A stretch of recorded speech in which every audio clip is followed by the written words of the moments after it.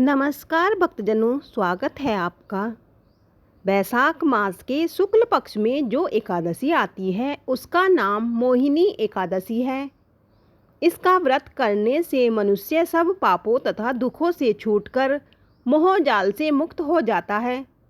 मोहिनी एकादशी का व्रत सोमवार 27 अप्रैल को रखा जाएगा। इस दिन इस कथा का पाठ अवश्य करना चाहिए। आइए कथा का श्रवण करते हैं। आशा करती हूँ आप ध्यानपूर्वक सुनेंगे। धर्मराज युधिष्ठिर कहने लगे कि हे कृष्ण, बैसाख मास की शुक्ल पक्ष की एकादशी का क्या नाम है तथा इसकी कथा क्या है, इस व्रत की क्या विधि है, यह सब मुझे विस्तार पूर्वक बताइए। श्री कृष्ण कहने लगे कि हे धर्मराज, मैं आपसे एक कथा कहता हूँ जिसे महर्षि वशिष्ठ ने श्री रामचंद्र जी से कही थी। एक समय श्री राम बोले कि हे गुरुदेव, कोई ऐसा व्रत बताइए जिससे समस्त पाप और दुख का नाश हो जाए। मैंने सीता जी के वियोग में बहुत दुख भोगे हैं। महर्षि वशिष्ठ बोले, हे राम, आपने बहुत सुंदर प्रश्न किया है। आपकी बुद्धि अत्यंत शुद्ध तथा पवित्र है। यद्यपि आपका नाम स्मरण करने से मनुष्य पवित्र और शुद्ध हो जाता है, तो भी लोकहित में यह प्रश्न अच्छा है। बैसाख मास में जो एकादशी आती है उसका नाम मोहिनी एकादशी है। इसका व्रत करने से मनुष्य सब पापों तथा दुखों से छूटकर मोह जाल से मुक्त हो जाता है। मैं इसकी कथा कहता हूँ, ध्यानपूर्वक सुनो। सरस्वती नदी के तट पर भद्रावती नाम की एक नगरी में द्युतिमान नामक चंद्रवंशी राजा राज करता था। वहाँ धन धान्य से संपन्न व पुण्यवान धनपाल नामक वैश्य भी रहता था। वह अत्यंत धर्मालु और विष्णु भक्त था। उसने नगर में अनेक भोजनालय, पियाऊ, कुएं, सरोवर, धर्मशाला आदि बनवाए थे। सड़कों पर आम, जामुन, नीम आदि के अनेक वृक्ष भी लगवाए थे। उसके 5 पुत्र थे, सुमना, सद्बुद्धि, मेधावी, सुकृति और धृष्ट बुद्धि। इनमें से 5वां पुत्र धृष्ट बुद्धि महापापी था। वह पितर आदि को नहीं मानता था।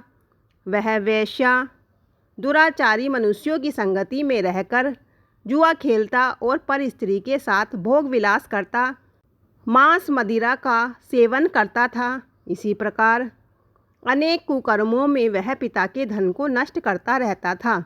इन्हीं कारणों से तृष्ट होकर पिता ने उसे घर से निकाल दिया था। घर से बाहर निकलने के बाद वह अपने गहने कपड़े बेचकर अपना जीवन निर्वाह करने लगा।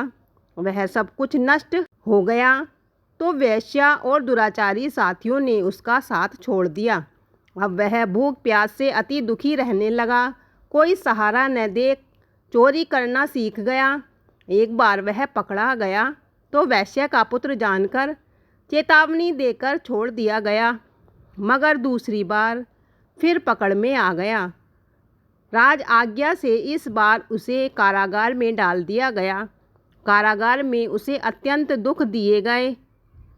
बाद में राजा ने उसे नगरी से बाहर निकल जाने को कहा। वह नगरी से निकल वन में चला गया। वहाँ वन्य पशु पक्षियों को मारकर खाने लगा। कुछ समय पश्चात वह बहेलिया बन गया और धनुष बाण लेकर पशु पक्षियों को मार मार कर खाने लगा। एक दिन भूख प्यास से व्यथित होकर वह खाने की तलाश में घूमता हुआ कौंडिन्य ऋषि के आश्रम में पहुंच गया।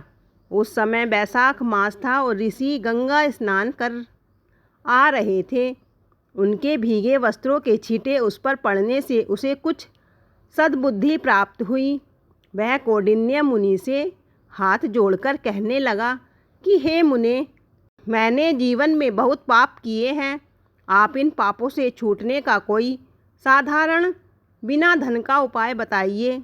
उसके दीन वचन सुनकर मुनि ने प्रसन्न होकर कहा कि तुम बैसाख शुक्ल की मोहिनी नामक एकादशी का व्रत करो।